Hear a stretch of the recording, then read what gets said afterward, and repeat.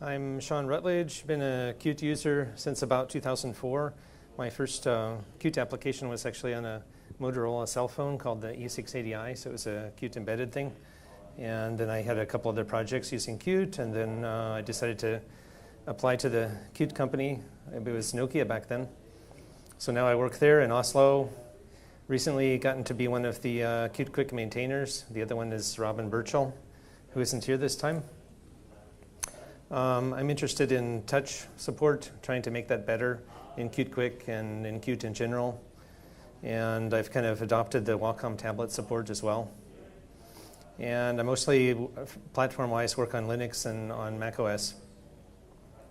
I was involved a little bit with controls, the first version, not too much, and then I did the QtQuick dialogues, which just uses controls internally. And I'm interested in the future in working on some new graphical items like ellipse and those SVG shapes and things like that. Maybe some printing support, maybe PDF, we'll see. But this talk is about controls. Controls 2, that is. So we'll have an introduction. We'll talk about the performance, how Controls 2 got to be much better than Controls 1 that way. A little bit behind the scenes, how we achieved that. Interesting features of controls, and then we'll talk about how to do custom styling, and probably have time for some questions and answers at the end. So, is there anybody who doesn't know about QtQuick or what it is or hasn't used it? Okay, I didn't think so. We have the QtQML language, which is the declarative language, and then we have QtQuick, which is basic building blocks like rectangles and text and so forth. And then QtQuick Controls 2 is this higher level layer giving you kind of a widget set, buttons, sliders, spin box, things like that. And it's all rendered using the OpenGL scene graph. So what are QtQuick controls? I already explained, it's high level stuff like buttons and so forth. There are style templates, and it's also possible to fully customize the style. And yeah, everything benefits from the speed of OpenGL. So here's basically most of the controls that we have so far.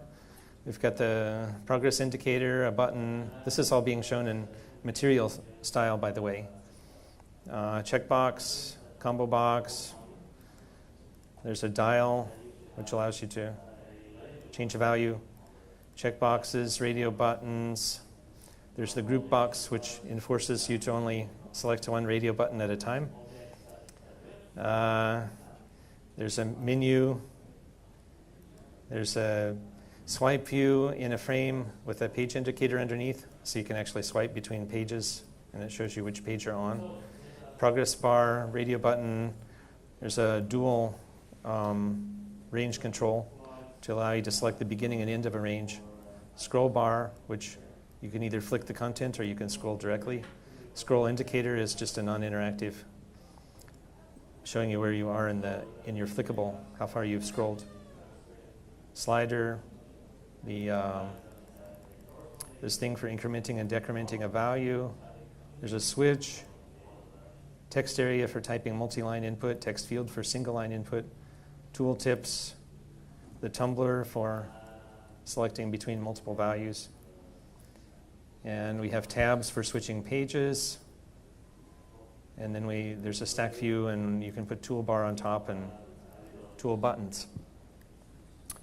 That's what we have so far. People have been asking for some other things that are still missing relative to Controls 1, so we'll be adding those in the future, hopefully. So here's a more realistic example. I actually did a Wayland compositor, and I wanted to, Qt Wayland compositor, so I wanted to have a configuration thing for configuring ConnMan, so I did this interface. So right now, I think there's a bug if I switch back and forth. It typically turns Wi-Fi off, but let's try to turn it back on. And then when I go to this page, eventually it's going to show the Wi-Fi access points that are available. So how I implemented this, yeah, there they are. There's a rectangle. which is, if this was a standalone application, instead of being inside a presentation framework, then you'd probably start with an application window, but I just put a rectangle. And then a swipe view for switching between pages, a list view, which gives you the, and then I use the switch delegate this is for the technologies list that's on this page, right? I have switches. So a switch delegate is a delegate that's provided by controls, and you use it inside a list view, but it gives you a label and a switch at the same time. And then you can control whether it's checked or not, and you can also notice when the checked state changes and do something with that, act upon it. And then there's a onClicked, which tells you when you click on the row itself, then I just change the swipe view to my next page. Current index equals 1. Okay, then when we get to the next page, then there's this list of the access points. So that's this list view down here, because everything that you declare in order inside the swipe view, they're just pages.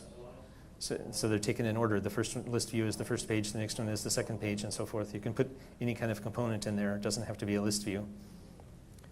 So here I used an item delegate, which is just a label, but then I wanted to add this checkbox over here to say whichever access point I connect to, there will be a checkbox showing up to the right. If it actually connects, then that'll show up. And then I figured I need to have a Wi-Fi config page, but I haven't gotten around to developing that, so that'll be the third page. It's just an item holding as a placeholder right now. So down underneath this swipe view, we have a page indicator to show which page you're currently on. So that's the 3 dots down there. And then the rest of it is just details of implementation. So let's talk about performance a little bit. One of the main goals for Controls 2 was to get much better performance, because Controls 1 is it uses way too many objects, both items and queue objects, and so that takes a lot of time to load, and it's also just taking too much memory. So if we look at this would be for a slider, for one slider with Controls 1 with the base style. We had 37 items out of a total of 114 queue objects. And it was taking about 431 milliseconds to instantiate on a Raspberry Pi, the original one. So we improved that quite a bit. If you use the desktop style, then it was fewer objects, then it's only 7 QQuick items out of 30 queue objects. Okay, but in Controls 2, we've taken a different approach where we don't use nearly so many objects, and we don't use loaders anymore. So the default style, we have 3 QQuick items out of 4 queue objects. And universal style, we have 5 items out of 6 objects. Material style, we have 6 items out of 8 objects. And so then so I have the actual sliders live here. This is a QML presentation system, by the way, so that's why everything's live. So that's the Controls 1 slider, that's the Controls 2 slider. Does the same thing, it's just a lot less that's necessary. So we have all the logic in C++ now, and then the visuals are in QML. When you're styling it, you're actually just creating the visual style that you need, and there's no more items than that, just whatever items you needed to create this visual style. And whereas the logic, the behavior is all in C++. So yes, it took 431 milliseconds to load the slider on the Raspberry Pi, and now it's 10 milliseconds with Controls 2. So it's actually possible to use this for embedded devices. So from one side we could say, well, Controls 2 is focused on embedded devices more than it is for the desktop, but the performance is so tempting. Why wouldn't you want to use it everywhere, right? And we'll get to the styling part a little bit later, how to make it look the way you want. Loaders, they really eat into performance a lot just because it's asynchronous loading. So one of the tips that we would recommend is never ever use a loader in a delegate in a table view or a list view or something like that, because your delegates are constantly being created and destroyed as you scroll through the list view. And so if the delegate is also creating and destroying loaders, then that just adds delay. It may seem like it's helping because you're saving memory, but it's really not worth the delay. It's better to just keep your delegates as simple as possible. Controls 1 handled accessibility via attached properties, so those were there all the time, whereas Controls 2 does it in C++ conditionally, and so For a desktop application, you shouldn't turn off accessibility, of course, because that's important to people. But if you have an application where you know that it'll never be needed and you actually compile Qt without accessibility, then Controls 2 is okay with that. It'll still work without the accessibility stuff, and you'll save a bit of memory. And so these benchmarks about the creation times and the object counts and so forth, we're actually enforcing some of them in CI now, so we'll be able to find out if there's any performance regressions. So interesting features. We have property inheritance and propagation. It's a little bit like CSS, cascading style sheets, but not really. I guess it's just the cascading part. If you set a property in one of the parent objects, it'll inherit to the children. We use file selectors, so the whole styling system is static. It's using file selectors instead of loaders, so that when you start up your application, it's already loading all the quick items that are necessary to build the control instead of asynchronously. But it's not too much different than Controls 1 otherwise. So we added our own custom selectors for material and universal styles, but you can also add more selectors, of course, for doing locale-specific stuff or changing how it looks on different devices, different OSs. The styles are all 100% cross-platform. You can actually run them, the material style on an embedded Linux device, like the Raspberry Pi, or on a desktop, or on Android, like it was really meant to be used for, right? And then there's the universal style, which is Windows. It was designed for Windows, but it's also portable. So the reason we have those two styles is because those are actually open specifications. So it was very easy to just follow the specification, implement the style, and there's no restriction against it being portable. We can mix and match Controls 1 and Controls 2. So if there are components that you're still missing from Controls 1, you can go ahead and use them. That was actually one of the release criteria. We wouldn't have shipped it without that. And we needed to modify the QML engine just to make sure that you could actually import both of those at the same time, Controls 1 and Controls 2, and use them together. They're like unique namespaces. They don't conflict with each other. In Controls 1, the style panel would determine the layout, whereas in Controls 2, you have full control. I think I already mentioned that the style for the control is the control, actually. So the behaviors in C++, you're just instantiating items to make it look the way you want. And the style can actually set default values for any properties of the control as well. So now we'll get into customizing a little bit. So here's an example of how to customize the material style. All I really did is I changed the accent color according to which of these group boxes I picked. So by default in my main QML, I had set the accent color to be green, but now on this page, I'm going to change it. So if I select one of these radio buttons down here, I have a button group, which is enforcing the exclusivity that only one radio button can be checked at the same time. And so I can also find out which button is currently there and get the color from it and then assign that to the material accent color. I also have a drawer on this page. So the only thing I changed in there is this dark material. So if I open that up, it's dark, right? But the color for the switch was inherited. So if I change it over here, it affects that too. So material just has a few things like that you can customize. It's whatever the material specification allows you to change for your application, because we did follow that fairly strictly. So now we'll talk about a completely custom style. This would be if you want to develop a custom style for your application or for a whole family of applications. Maybe you have a company standard style or something like that. Then you would start by importing QtQuick templates. This is basically just the C++ behavior. And then, so now we instantiated a T button instead of a controls button. And then we're allowed to override all of the contents. So the content item, it's this placeholder where we're saying, okay, how do you want to render your content? Well, we put a text in there, and we set the font family, and we set opacity color, all these different things, right? And then the background, I use the rectangular glow from effects. So that's, if I hover, that's actually enabled. If the control is hovered, then it's green, otherwise it's white, which makes it sort of disappear. This is not maybe the right way to do a style, but I wanted to do something sort of over the top just to show what can be done, right? And then I also did a particle effects inside there. So if I press the button, then you get some bubbles. And then they stop when you release. And of course, if you disable it, then it has a different appearance, changes the text. Okay. So typically you would actually create this in another button QML.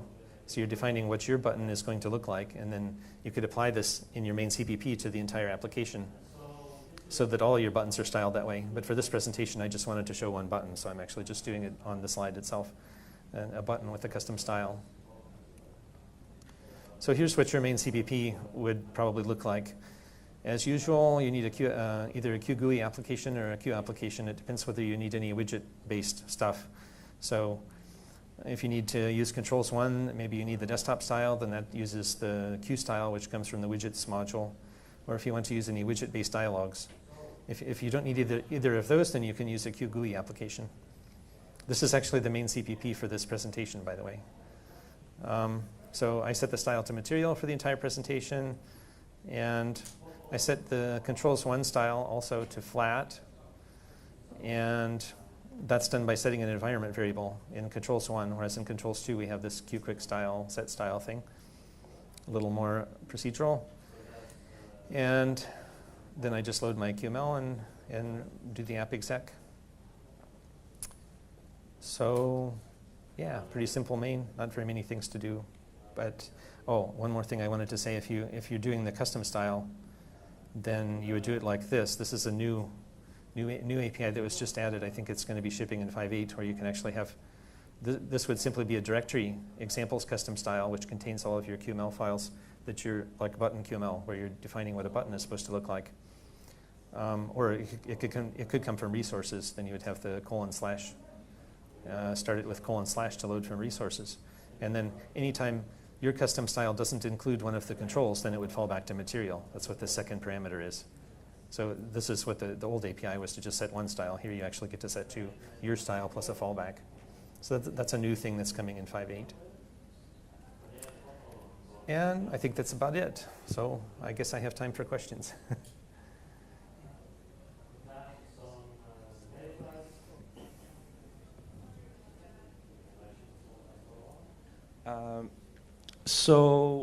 If we don't need the native look and feel from the desktop, do you recommend to use QtQuick Controls 2 in the desktop if we're doing all of the styles ourselves? Yeah, to definitely. Get the performance improvements and everything?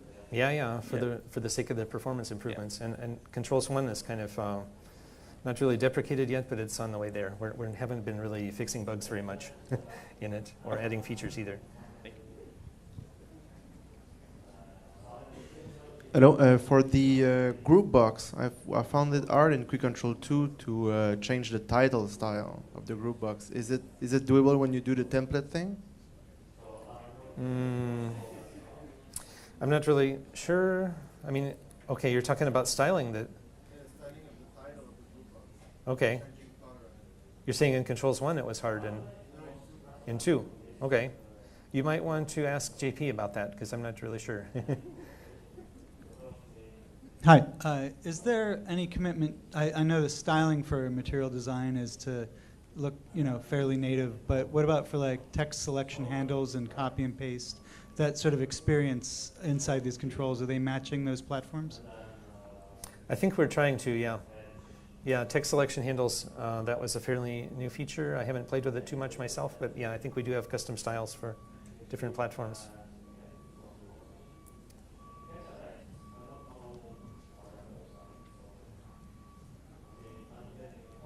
With this example that you're running, would you be able to change it to universal just by changing that CPP file?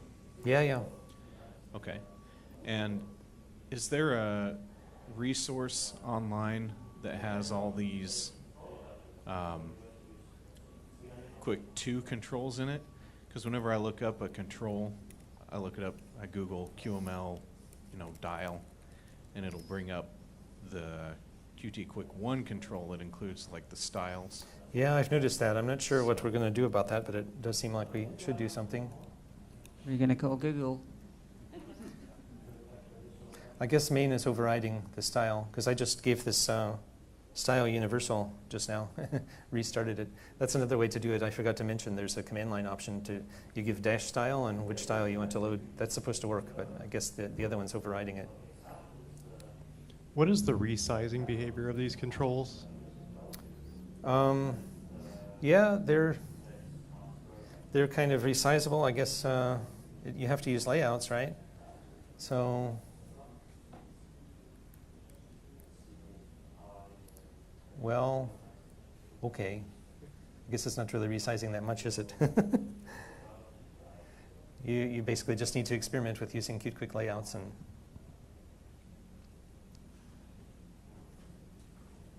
it's probably because I didn't that's not resizing.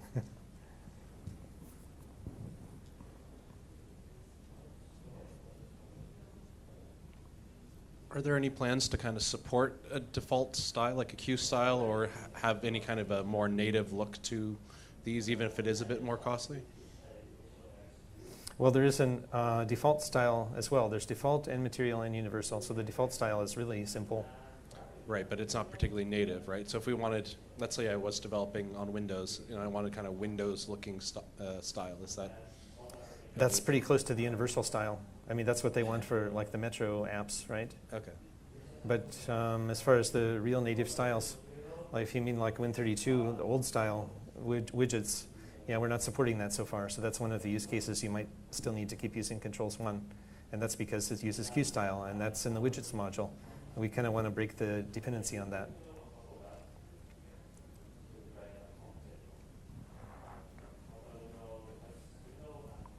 Pretty basic, I know, but if I'm in the QML builder and creator, and do I get a properties window and I can update the properties you've just shown us and get immediate visual feedback?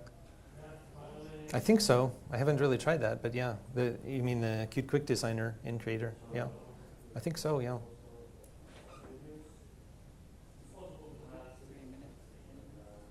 And if there's any more questions that I'm not answering very well, yeah, it's JP and Mitch are the ones that have mostly done the development. You can always ask them in IRC. JP and Nurmi. Hi, does the swipe view is handled the same way as the tabs, or that means it's dynamically loaded? That's also not something I'm not sure of. If they're dynamically loaded, or maybe you would have to use a loader yourself. I suspect you would probably. Thanks. Yeah.